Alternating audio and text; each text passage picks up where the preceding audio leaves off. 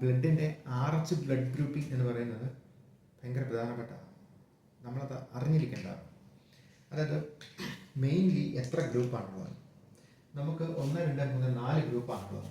ഒന്നാമത്തെ group A ആണ്, രണ്ടാമത്തെ ഗ്രൂപ്പ് ബി, മൂന്നാമത്തെ AB ആണ്, നാലാമത്തെ OA.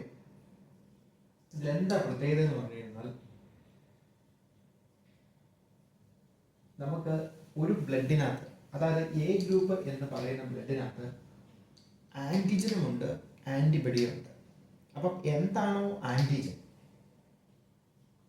അപ്പം ആൻറ്റിജൻ എന്താണോ ബ്ലഡിൻ്റെ, അത് ആ ആൻറ്റിജൻ ഉള്ള ഏത് ഗ്രൂപ്പിലേക്കും ബ്ലഡിന് ഡൊണേറ്റ് ചെയ്യാം. മനസ്സിലായോ? അതായത് ബ്ലഡിനകത്ത് ആൻറ്റിജനും ഉണ്ട്, ആൻറ്റിബഡിയും ഉണ്ട്. ബ്ലഡിൻ്റെ ആൻറ്റിജൻ ഏതാണോ, അതായത് എ ഗ്രൂപ്പിൻ്റെ ആൻറ്റിജൻ എന്നും എ തന്നെയായിരിക്കും. അതായത് എന്താണോ ആ പേര് വന്നേക്കുന്നത് അത് തന്നെയായിരിക്കും എൻ്റെ ആൻറ്റിജൻ. അപ്പം എ എന്ന ആൻറ്റിജൻ ഉള്ളത് കൊണ്ട് എ എന്ന ആൻറ്റിജൻ ഉള്ള ഏത് ഗ്രൂപ്പിലേക്കും, എ എന്ന ആൻറ്റിജൻ്റെ പ്രസൻസ് ഉള്ള ഏതിലേക്കും ബ്ലഡ് ഡൊണേറ്റ് ചെയ്യാം. അപ്പം അങ്ങനെയുള്ളത് ഏതൊക്കെയാണ്? എയും AB-യും. കാരണം എ ഗ്രൂപ്പിലും ഈ എ ആൻറ്റിജൻ ഉണ്ട്, AB ഗ്രൂപ്പിലും ഈ എ എന്ന ആൻറ്റിജൻ അതിനകത്ത് അന്തർലീനം ഉണ്ട്. മനസ്സിലായോ? എന്നാൽ എവിടെ നിന്നൊക്കെ ബ്ലഡ് റിസീവ് ചെയ്യാം? റിസീവ് ചെയ്യുമ്പോൾ പ്രശ്നം എന്ന് പറഞ്ഞാൽ ആൻറ്റിബഡിയെ നമ്മൾ ഓർക്കണം. ആൻറ്റിബഡി എന്ന് പറയുന്നത് B ആണ്. അപ്പം ഇതിനകത്ത് ഈ B എന്ന സംഭവം ഇങ്ങോട്ട് വന്ന് ആക്രമിക്കാനുള്ള സെല്ലുകൾ ഉണ്ടാക്കി വെച്ചിട്ടുണ്ട്. ഡിഫൻസ് മെക്കാനിസം ഈ ബ്ലഡിൻ്റെ അകത്ത് ഉണ്ട്. അപ്പം B ഇല്ലാത്തത് വരണം. B ഇല്ലാത്തത് ഏതാ? എയും Oയും. എ ഗ്രൂപ്പിലും സെയിം ഗ്രൂപ്പായ എ ഗ്രൂപ്പിൽ ആൻറ്റിബഡി ഇല്ല, കാരണം ആൻറ്റിബഡി B ആണ്. B ആൻറ്റിബഡിയാണ് ഉണ്ടാക്കി വെച്ചേക്കുന്നത്. ഇമ്മ്യൂണോഗ്ലോബുലിൻ B എന്ന ആൻറ്റിബഡിയാണ് ഉണ്ടാക്കി വെച്ചേക്കുന്നത്. അപ്പം B ഇല്ല ഇതിനകത്ത്. അതുകൊണ്ട് Oയിലും B ഇല്ല. അപ്പം ഇതിനെ രണ്ടിനെയും എങ്ങോട്ട് റിസീവ് ചെയ്യാം, പക്ഷെ കൊടുക്കുമ്പോഴോ ആൻറ്റിജൻ ഉള്ളതിലേക്ക് മാത്രമേ കൊടുക്കാൻ പറ്റത്തുള്ളൂ. അത് തന്നെ ബിയുടെ അവസ്ഥയും. B ഗ്രൂപ്പിൽ എന്താണോ ആൻറ്റിജൻ, ആൻറ്റിജൻ B ആണ്. അതായത് ബിയുടെ പ്രസൻസ് ഉള്ളതിലേക്ക് മാത്രമേ കൊടുക്കാൻ പറ്റത്തുള്ളൂ. ഇതിൽ B ഉണ്ട്, B ഗ്രൂപ്പിലും B ഉണ്ട്, എ ഗ്രൂപ്പിലും AB ഗ്രൂപ്പിലും B ഉണ്ട്. ഇനി ഇവിടെ കാര്യം പറഞ്ഞു, ആൻറ്റിബഡി എന്ന് പറയുന്നത് തന്നെ എ ആണ്.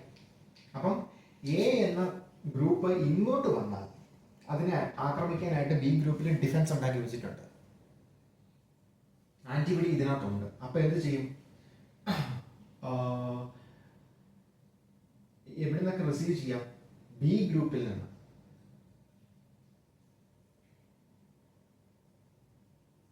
റിസീവ് ചെയ്യാം, O ഗ്രൂപ്പിൽ നിന്ന് റിസീവ് ചെയ്യാം. കാരണം B ഗ്രൂപ്പിന്റെ എ എന്ന ആൻറ്റിബഡിയാണ് ഉണ്ടാക്കി വെച്ചേക്കുന്നത്. അപ്പം എ ഇല്ലാത്തത് ആൻറ്റിബഡി ഇല്ലാത്തതിൽ നിന്ന് റിസീവ് ചെയ്യാം. അതായത് B ഗ്രൂപ്പിൽ നിന്നും O ഗ്രൂപ്പിൽ നിന്നും. ഇനി AB, ഇവിടെയാണ് പ്രത്യേകത. ABയുടെ ആൻറ്റിജൻ എന്നാ? AB ആണ്. AB ആണ് അതിൻ്റെ ആൻറ്റിജൻ. അപ്പം AB എന്ന സംഭവം ഉള്ളതിന് മാത്രമേ ഡൊണേറ്റ് ചെയ്യാൻ പറ്റത്തുള്ളൂ. AB എന്ന ആൻറ്റിജൻ ഉള്ളതിന് മാത്രമേ ഡൊണേറ്റ് ചെയ്യാൻ പറ്റത്തുള്ളൂ. പക്ഷെ ഇതിനെന്താ? ഇതിന്റെ പ്രത്യേകത, ഇതിന് ആൻറ്റിബഡി ഇല്ല. അതായത് ഒരു സാധനത്തിനും എതിരായിട്ടൊരു ഡിഫൻസ് ഉണ്ടാക്കി വെച്ചിട്ടില്ല ഇതിനകത്ത്. മനസ്സിലായോ? ഡിഫൻസ് ഇല്ല. അപ്പൊ എന്ത് ചെയ്യാം? ഏത് ബ്ലഡിനും ഇങ്ങോട്ട് വരാം. AB ഗ്രൂപ്പിന് ഏത് ബ്ലഡിനെയും ചേരിക്കാൻ പറ്റും. അതുകൊണ്ട് അതിന് പറയുന്ന യൂണിവേഴ്സൽ റെസിപ്പിയൻസ് എന്നാണ്. എന്തുകൊണ്ടാണ്? ഇതിന് ആന്റിബഡി ഉണ്ടാക്കുന്ന പറഞ്ഞൊരു സംഭവം ഉണ്ടാക്കി വെച്ചിട്ടില്ല. എയും ബിയും ഇതിന്റെ ആന്റിജനാണ്. എയും ബിയും എന്ന ആന്റിജൻ ഇതിൽ ഉള്ളതുകൊണ്ടും ഓയ്ക്കെതിരെ പൊതുവെ ആന്റിജൻ ഇല്ലാത്തത് കൊണ്ടും ആന്റിബഡി ഇല്ലാത്തത് കൊണ്ടും O എന്ന ഗ്രൂപ്പിനെതിരെ ആന്റിബഡി ഇല്ലാത്തത് കൊണ്ടും എല്ലാ ഗ്രൂപ്പിൽ നിന്നും ഇങ്ങോട്ട് ബ്ലഡ് റിസീവ് ചെയ്യാം.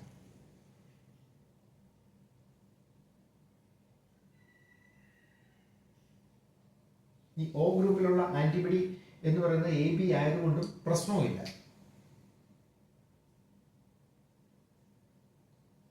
മനസ്സിലായോ? എവിടെ നിന്ന് വേണമെങ്കിലും റിസീവ് ചെയ്യാം. ഇനി O ഗ്രൂപ്പ്. O ഗ്രൂപ്പിന്റെ പ്രത്യേകത എന്ന് പറയുന്നത് ഇതിൽ ആന്റിജൻ എന്താ? ആന്റിജൻ ഇല്ല.